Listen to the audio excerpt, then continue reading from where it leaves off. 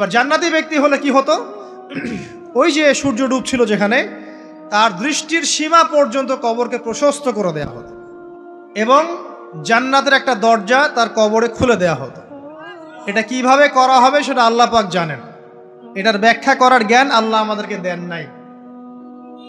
যেই মানুষের ক্ষুদ্র জ্ঞানে মানুষ ব্যাকটেরিয়া ভাইরাস নিয়ে গবেষণা করতে হিমশিম খেয়ে যায়, সে মহাবিশ্বের স্রষ্টা নিয়ে কিভাবে গবেষণা করবে? আল্লাহ পাকের অসীম জ্ঞানের সামনে আমার জ্ঞান কি? খুবই ক্ষুদ্র। হাদিসে এসেছে বুখারী শরীফের মধ্যে যে একটা মহাসমুদ্রের মধ্যে যদি একটা পাখি এক ফোঁটা পানি উঠিয়ে নিয়ে যায়, ওই এক ফোঁটা পানি হচ্ছে মহাবিশ্বের জ্ঞান, আর বাকি পুরো মহাসাগর হচ্ছে আল্লাহ পাকের জ্ঞান। তো আমরা এই ক্ষুদ্র জ্ঞানের মানুষ হয়ে আল্লাহর জ্ঞানকে কেমন করে পেনিট্রেট করতে পারি?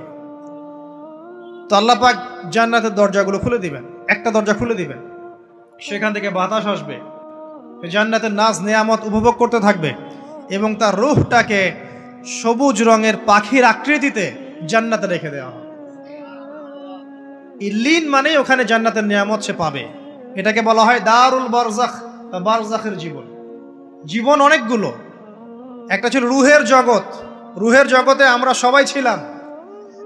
শোনেন, রুহের জগতে যার সাথে যার বন্ধুত্ব ভালোবাসা গভীর ছিল, দুনিয়াতে তার সাথে তার ভালোবাসা বেশি। এটা হয়তো জানেন না, জানতেন হাদিসটা? রুহের জগতে যদি কখনো আপনার সাথে আমার দেখা হয়ে থাকে, দুনিয়াতে আপনার সাথে আমার দেখা হবে ইনশাআল্লাহ। রুহের জগতে যদি আপনার আমার মধ্যে ঘনিষ্ঠ ভালোবাসা থেকে থাকে, এখানেও ভালোবাসা হয়ে যাবে ইনশাআল্লাহ। এটা বলে আমি আবার তোমাদের বয়ফ্রেন্ড গার্লফ্রেন্ড ভালোবাসা বুঝাই নাই, ওই ভালোবাসার কথা বলি নাই। আবার রুহের জগতে বিদ্বেষ, এখানেও দেখবেন বিদ্বেষ। ওটা একটা জগৎ ছিল যেখানে আল্লাহ পাক সমস্ত আদম সন্তানকে সৃষ্টি করে তাদের রুহটাকে রেখেছিলেন এবং ওয়াদা নিয়েছেন। কি ওয়াদা? আল্লাহ পাক বলেছিলেন আলাস্তু বিরব্বিকুম, সূরা আরাফের 182 নম্বর আয়াত পড়ে দেখবেন, 182 নম্বর আয়াত। আল্লাহ পাক বলেছিলেন যে আমি ওয়াদা নিয়েছিলাম, আলাস্তু বিরব্বিকুম, আমি কি তোমাদের রব নই? আমরা সবাই বলেছিলাম বেলা ইয়া রব্বি, অবশ্যই আপনি আমাদের রব। দুনিয়াতে এসে আমরা ভুলে গেছি। এই ভুলে যাওয়াটা মনে করায় দেওয়ার জন্যই আল্লাহ পাক আসমানে কিতাব নাজিল করেন, নবী রাসূল পাঠান, আমাদের কান পর্যন্ত ইসলামের দাওয়াত পৌঁছে দেন, যাতে আমরা মনে করতে পারি। এবার আসেন রুহের জগতের পর আসলাম এই যে দুনিয়ার জগৎ, দারুদ দুনিয়া। দুনিয়ার মধ্যে আছি হয়তো 50, 60, 70, 100 বছর হাইয়েস্ট। এরপর যাবে দারুল বারজাখ, বারজাখের জগৎ। পাপী ব্যক্তি হলে জাহান্নামের দরজা খুলে দেওয়া হবে আর জাহান্নামের সে আযাব ভোগ করতে থাকবে, এবং পুণ্যবান ব্যক্তি হলে জান্নাতের দরজা খুলে দেওয়া হবে এবং এর নাজ নেয়ামত সে ভোগ করতে থাকবে। তখন তাকে বলা হবে এটা জান্নাতের সেই জায়গা যেখানে তুমি থাকবে। এটা দেখার সাথে সাথে, শোনার সাথে সাথে তার যে খুশি উৎফুল্লতা আরো অনেক বেড়ে যাবে এবং সে কি করবে জানেন? সে পৃথিবীতে ফিরে আসতে চাইবে। সে বলবে আমাকে আমার পরিবারবর্গকে জানাতে দেন, আমাকে আমার পরিবারবর্গকে জানাতে দেন যে আমি ভালো আছি। তখন ফেরেশতারা তাকে বলবেন যে এটা সম্ভব না, তোমার এবং তাদের মাঝে দারুল বারজাখ আছে, তুমি এটা ভেদ করে যেতে পারবে না। তখন তার আত্মাটাকে ইল্লিনে দেওয়া হবে, একটা সবুজ পাখির আকৃতিতে জান্নাতে ঘুরে বেড়াবে ইনশাআল্লাহ। আর যদি জাহান্নামী হয় তাহলে যে বললাম দরজা খুলে যাবে, জাহান্নামের মর্মান্তিক আযাব তার দিকে আসতে থাকবে। কবর সংকুচিত হয়ে আসবে এমনভাবে যাতে তার বাম পাজর ডান পাজরের ভিতরে এইভাবে ঢুকে যাবে, নাউযুবিল্লাহ। এবং এই আযাব চলতে থাকবে ইলা ইয়াউমি ইউবআসুন, পুনরুত্থানের দিন পর্যন্ত। এখন এই যে হাদিসটা আপনারা শুনলেন, এই হাদিসটা ব্যক্তিকেন্দ্রিক নয় কি? এখানে 3টা বিষয় আপনাকে ফোকাস করতে হবে আমাদেরকে। 1, তাওহীদ, আল্লাহ পাকের তাওহীদ। 2, রিসালাত, রাসূলুল্লাহ সাল্লাল্লাহু আলাইহি ওয়াসাল্লামের রিসালাত, এবং আখিরাত, পরকাল। এই 3টা বিষয় খুব স্বল্প কথায় বলছি। দেখুন, তাওহীদ কি? আল্লাহ পাকের একত্ববাদ। এক আল্লাহকে আপনি সৃষ্টিকর্তা মানবেন, রিজিক দাতা মানবেন, পালন কর্তা মানবেন, সন্তান দাতা, ভালো মন্দের মালিক, সমস্ত কিছুর মালিক কে? আল্লাহ। আল্লাহ আল্লাহ আমাকে বাঁচিয়ে রেখেছেন, আল্লাহ আমাকে মৃত্যু দিবেন, আল্লাহ আমাকে রিজিক দেন, আল্লাহ আমাকে সন্তান দিবেন, আল্লাহ আমার ভালোর মালিক, আল্লাহ মন্দের মালিক, আল্লাহ সমস্ত কিছুর মালিক। এই কনসেপ্ট পরিষ্কার থাকবে, লা ইলাহা ইল্লাল্লাহ পরিষ্কার থাকবে। সমস্ত বিষয় কার পক্ষ থেকে? আল্লাহর পক্ষ থেকে। এই তাওহীদ, শর্ট সংক্ষিপ্ত কথায় বললাম তাওহীদ। এর মধ্যে তিনটা ক্লাসিফিকেশন আছে: রুবুবিয়্যাত, উলুহিয়্যাত, আসমা ও সিফাত। এটা আপনারা কিতাবুত তাওহীদ বই থেকে পড়ে নিয়েন। সংক্ষেপে বলে দেই, রুবুবিয়্যাত আল্লাহ পাকের সমস্ত বিষয়গুলো তার দিকে সম্বন্ধ করা, সৃষ্টিকর্তা, পালনকর্তা, রিজিক দাতা সবকে আল্লাহ। উলুহিয়াত কি?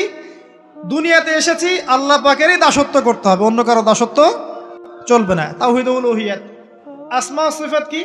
আসমা সিফাত মানে হচ্ছে আল্লাহ পাকের নাম গুণাবলীগুলো আছে, আল্লাহ পাক রহমান, আল্লাহ পাক রহিম, আল্লাহ পাক রাজ্জাক, হ্যাঁ, আল্লাহ পাক গফুর, আল্লাহ পাক শদীদুল ইকাব, সমস্ত গুণাবলী কার? আল্লাহ। এই হলো আসমা ও সিফাত। আল্লাহ পাক যেমন, আল্লাহ পাক তেমন, আল্লাহ পাক নিজের মতো, কারোর সাথে তুলনীয় নন। হুয়াল্লাহু আহাদ, একক। আল্লাহুস সামাদ, তিনি অমুখাপেক্ষী। লাম ইয়ালিদ ওয়া লাম ইউলাদ, তিনি জন্ম দেননি, জন্মিতও নন। ওয়া লাম ইয়াকুল লাহু কুফুয়ান আহাদ, তার সমতুল্য আর কিছুই নাই। আল্লাহ থেকে সবকিছু হয়, এটাই হলো তাওহীদ।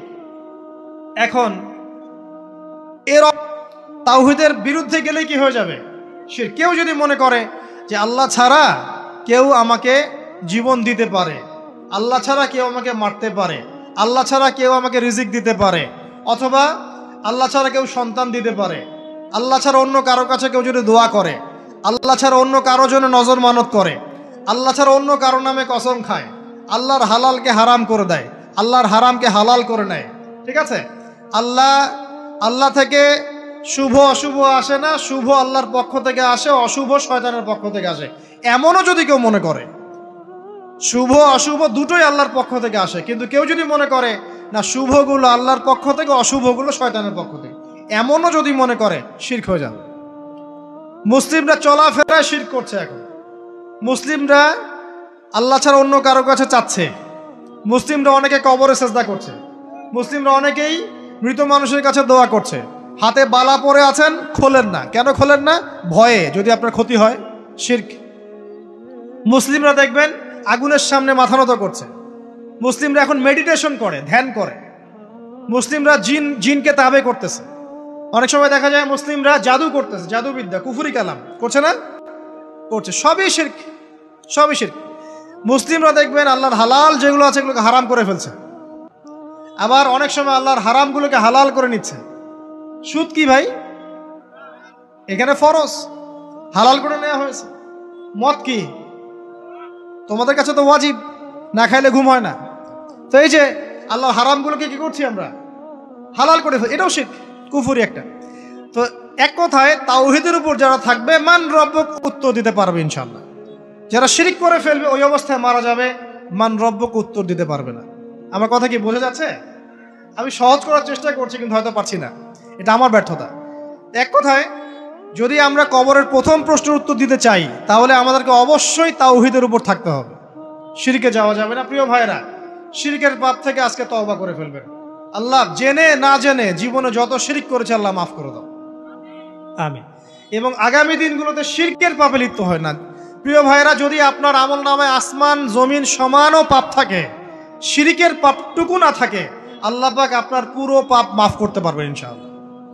আল্লাহ পাক বলেছেন, মেরাজের রাতে নবী সাল্লাল্লাহু আলাইহি ওয়াসাল্লামকে আরশে আজিমের কাছে উঠিয়ে নিয়ে আল্লাহ পাক 3টা ওহী করেছেন। কয়টা ওহী?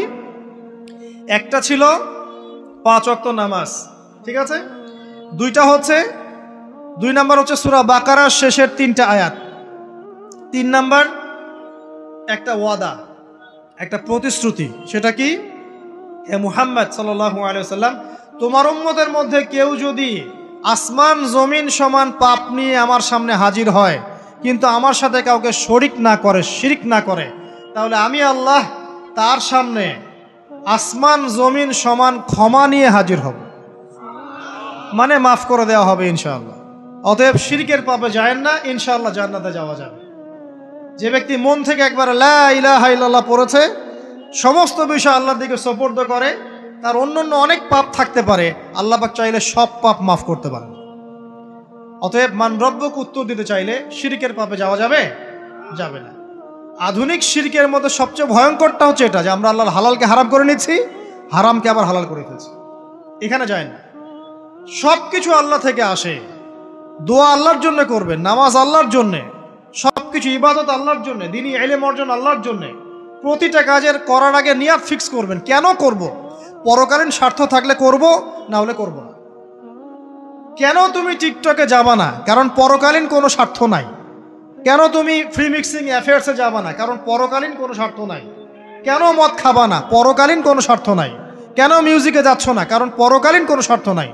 কেন তুমি এই যে সুদ খাবা না? কারণ পরকালীন কোনো স্বার্থ নাই। যে কাজে পরকালীন কোনো স্বার্থ নাই, সে কাজে কোনো মুমিন মুসলিম নাই। কেন নামাজ পড়বো? কারণ পরকালীন স্বার্থ আছে। কেন রোজা রাখবো? পরকালীন স্বার্থ আছে। কেন আমি হালাল বিয়ে করব, হারাম জেনায় যাব না? পরকালের স্বার্থ আছে।